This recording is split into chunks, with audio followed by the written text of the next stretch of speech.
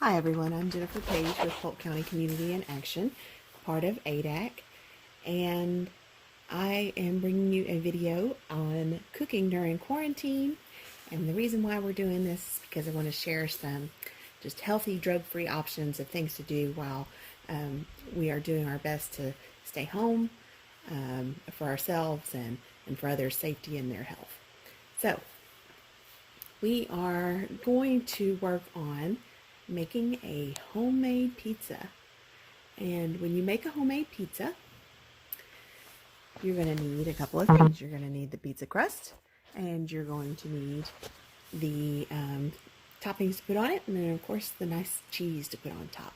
So making the crust from scratch, you are going to need, for my pizza, because I'm making one that's the same size as the big pizza stone, I'm going to use 4 cups of all-purpose flour, and this is going to make a really big pizza. So if you're not wanting to make that big of a pizza, if you're making it for, say 2 or 3 people rather than 5 or 6 people like I am, then you will probably want to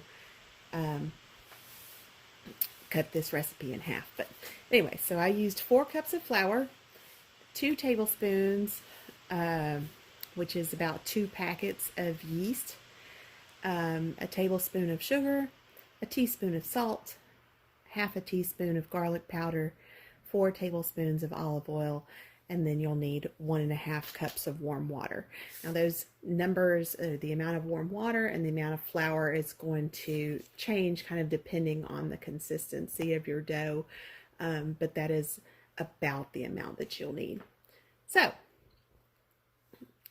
to start off, you're going to mix 2 cups of the flour with that yeast, the sugar, the salt, and the garlic powder, all those dry ingredients. Mix those up, and then add half of the olive oil, 2 tablespoons of the olive oil, and your 1.5 cups of warm water, and then mix that with a spoon. Don't try to use a fork or a whisk or anything real, harsh. Just use the soft edge of a wooden spoon or a plastic spoon like the one here in the picture. You're going to start kind of stirring that gently and kind of folding it over onto itself. And then as you're doing that, you will slowly add the 2 other cups of flour, and just keep on adding and adding until it kind of balls up. And as you touch it, it's not making your hands really dirty anymore. It's a little bit tacky, but it's not making your fingers really messy to touch it. You can still hold on to that kind of as a ball. And then the next thing that you're going to do is get another bowl. I like to use this stainless bowl because it doesn't stick to the dough after it rises. But anyway, so I've got the stainless bowl. The other 2 tablespoons of olive oil are in it, and I'm going to kind of roll that bowl around and get that bowl coated really good with the olive oil. And then I'm going to grab my ball of dough from the other bowl and put it into the stainless bowl, and then I'm going to rotate the ball of dough around inside of that bowl to get it kind of evenly covered with the olive oil as well. All of this, getting it on the bowl, getting it on the ball of dough, is to prevent your dough from sticking to that bowl when we're ready to get it out later on. Okay, so at this point, you got a couple of options of what you can do. What I do is I just take that ball in that stainless bowl and I put it in the oven. My lowest temperature that I can set my oven on is 170. So I set it on that, and I have it just barely cracked open so that it's just getting a nice warm temperature. And by the time 30 minutes is over with, that ball of dough is going to be twice as big as it was.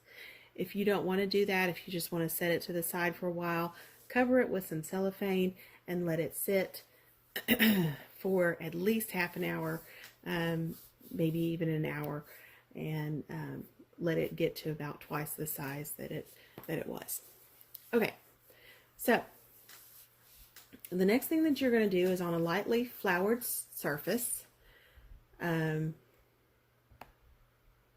I'm getting ahead of myself. I'm doing the next thing that we're doing with the pizza dough. We're not doing that yet.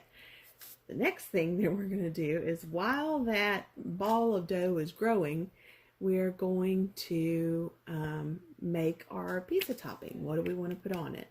So this depends on you and what you enjoy having on your pizza. My family likes a little bit of everything, so what we have on this pizza is a small onion, a bell pepper. I don't know why I didn't put the bell pepper in the picture. A couple of pounds of venison burger, some garlic, a small can of sliced olives, another small can of mushrooms. As I know, I have a big can of mushrooms in there, but that's all I had, so I only used half of that can.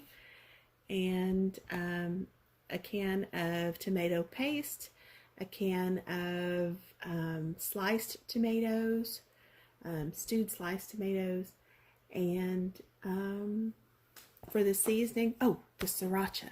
We want to make it have that little bit of, just a little bit of heat. So I had to put a couple of tablespoons of that in there. Anyways, so for the seasoning, the Italian seasoning, salt and pepper are all you need. Really simple, just good stuff. So what I'd start off doing is on medium heat. I start with the bell peppers because those take the longest to cook. And I start sauteing those, and then I add the onions and the garlic, and let those get nice and soft. And after those have softened up some, then I go ahead and add that burger to it. Leave that in there until it's browned really well. And then I added the 2 cans of tomato products, the tomato paste and the sliced stewed tomatoes. And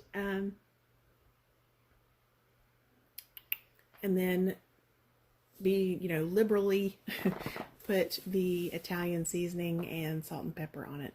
And man, oh man, is that good stuff. It's smelling your house up really great. Your kids could be helping you with this, and it could just be something that y'all are having a really good time with. So at this point, you're ready to take that off of the heat, set it to the side, and we're going to go ahead and get the pizza stone ready for our pizza. So to prepare the pizza stone, or I use this pizza stone. I'm lucky enough to have one. I haven't always had one. I've used a cookie sheet in the past. You can use, we have a kind of iron skillet griddle thing that's smaller than this. If we wanted to make a smaller pizza, that would probably be a good thing to use. So just use what you got.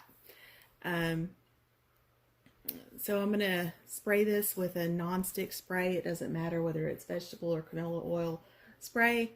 And then drizzle it with a little bit of cornmeal. Now, the reason for this cornmeal is because I like that kind of gritty, grainy texture of the cornmeal on the bottom of the pizza, like you get from store-bought pizzas. And I don't know, I like that. If you don't want to with the cornmeal, you don't have to. Anyway, so off to the side, I've got a floured surface.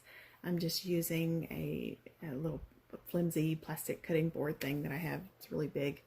And I've got flour all over that. And I'm going to take that bowl of dough, because it's been long enough at this point to dump it out, because it is nice and big. And whenever I got it out of the oven, guys, I meant to take a picture.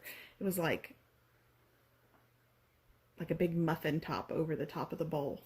It's really neat how that yeast just makes that bubble up. I'm always impressed by that. Anyway, so flour your hands real good. Make sure that your surface that you're going to be working on is cleaned and floured good. And then I dump it out onto that floured surface. Use my floured hands, and I just adjust that ball of dough all around to get it covered with flour, so it's easy to handle. Put some flour on your rolling pin, and then roll it about the size of your whatever size pizza container you're going to use. You don't have to make it into a circle. You can make it into whatever shape, or two different pizzas, or however you want to do it.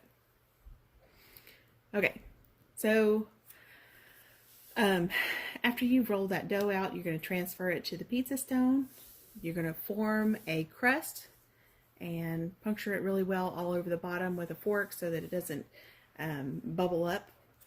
And then you're going to spread a thin layer of marinara across the surface of the dough.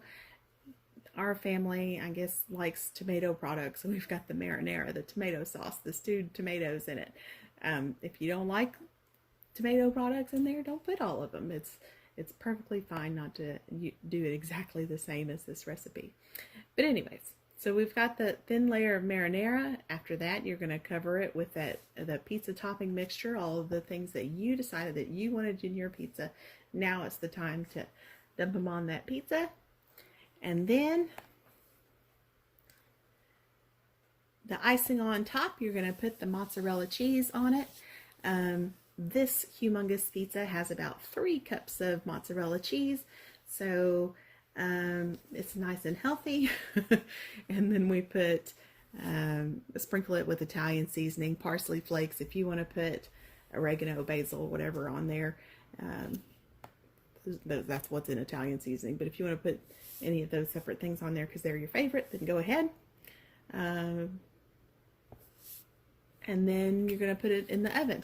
Now, because my pizza is so super thick and this crust is going to take a while to cook all the way through, I'm going to lower the temperature to 350 degrees. But if you have a smaller thin crust pizza, then you can cook it at 400 degrees and that will work just fine. When the dough and the cheese have slightly browned and it looks like the pizza that you want to eat, then you go ahead and take it out of the oven and enjoy it, enjoy it, enjoy it. All right, guys. I hope that you're able to use this recipe, and I hope that you and your family love it. I know that me and mine do. And enjoy this time with your family, and stay safe, and stay healthy, and stay drug-free. Have a wonderful day. Bye.